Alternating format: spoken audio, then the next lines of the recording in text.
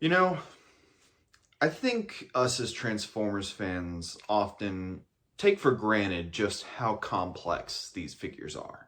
You see, unlike a Marvel Legends figure where you can pretty much use the same base mold and just do some minor tweaks to make it look like a specific character, a Transformer has to convert from one mode to another. This means that the production time for a Transformers figure is longer than that of a Marvel Legends, typically spanning 18 months from the start of pre-production to the figure landing on store shelves. So we're left with this kind of double-edged sword moment where, like, yes, we have more time to actually work on the figure and maybe work out any issues, but say a new show or movie's coming out and this figure needs to release on release date with the movie and a character design changes, we no longer have an accurate toy. Now, we've seen this plenty throughout Transformers history, but nowhere do I think it was more prevalent than with Rise of the Beasts. Due to a certain event in 2020 that I can't mention without a certain crowd showing up in my comments, the film wasn't officially announced until 2021 with an original release date in 2022. However, due to some production issues and changes in design, the film was delayed until June 9th of 2023 when it would officially release. And here's where we run into our first issue, ladies and gentlemen. By the time the film was officially delayed, toy production had already begun and was well underway. This is why those core series figures look so wildly different from what we got in the final movie. It's because they were meant to be released with the film in 2022, not 2023. Unfortunately, Studio Series was also affected by these changes, and you can really tell because old Scourge and RC there aren't really good representations of their on-screen counterparts. However, there was one shining light of an exception in the core series line, and that was Wheeljack. You see, contrary to what the rest of the figures looked like, Wheeljack was actually pretty spot on as far as the figure itself is concerned. The only thing that was really inaccurate was the weapon he came with. So, with all that in mind, you'd think they would just take the Core Series Deluxe, which was already a pretty faithful representation of what we got in the movie, maybe change some of the engineering, add a few paint decals here and there, and then we'd have a pretty faithful representation of the on-screen model, right? Well, you read the title of this video, so let's just see how it went.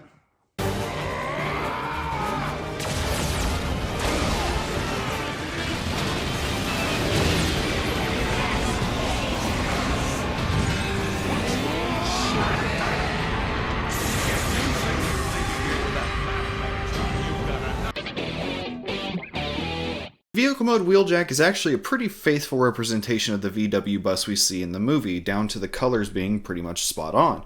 We also have some nice tampografts going on, and they managed to actually paint match the clear plastic parts pretty well. We have our foreshadowing. I mean, honestly, in Vehicle Mode, there's not really much else for me to talk about. He's got a lot of nice molded detailing. They even went to the extra mile of painting the door handles and the headlights.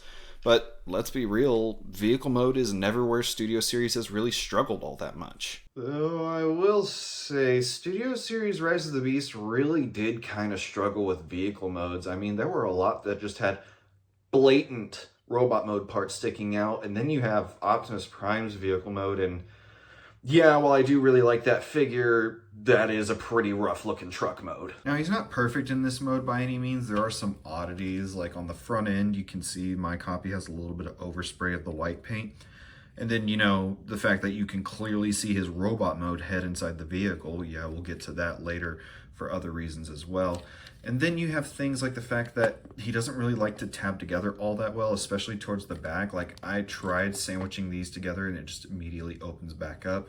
So you do have those, but another thing that is a little bit less of an actual problem, more of a personal nitpick, he is very small in vehicle mode. Like, he turns into a VW bus and does just, here's Bumblebee for example. I don't think there's ever been a VW bus that was smaller than a Camaro. I don't think that's ever been a thing. With all the good and bad vehicle mode stuff out of the way, let's go ahead and get this guy turned into robot mode so we can see what we're dealing with here. Why are we still here? Just to suffer. Every night. Feel my neck. They just couldn't help themselves, could they? I'm not sure why in particular, but rather than upscaling the objectively better Core Series Deluxe, they upscaled the Beast Alliance figure.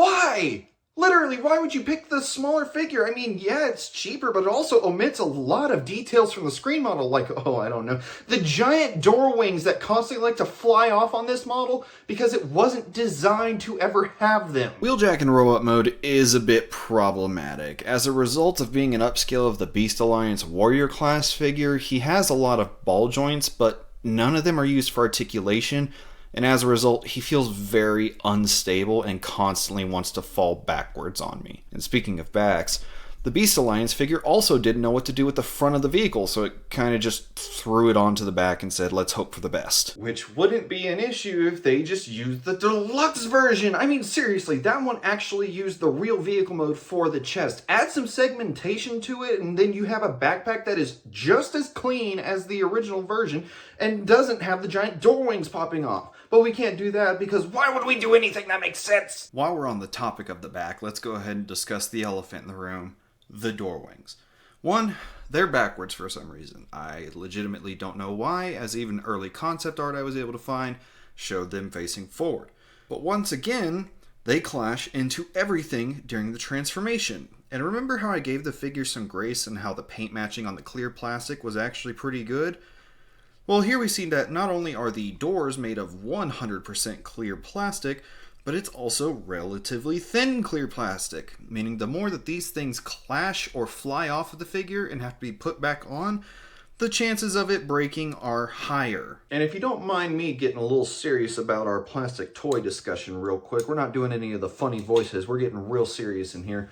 I do not understand how people can still defend the use of clear plastic on Transformers. One, it breaks easier. That's just a known fact. Two, it doesn't enhance the look in any way. These aren't alternators or Human Alliance figures. It doesn't have an interior to look at.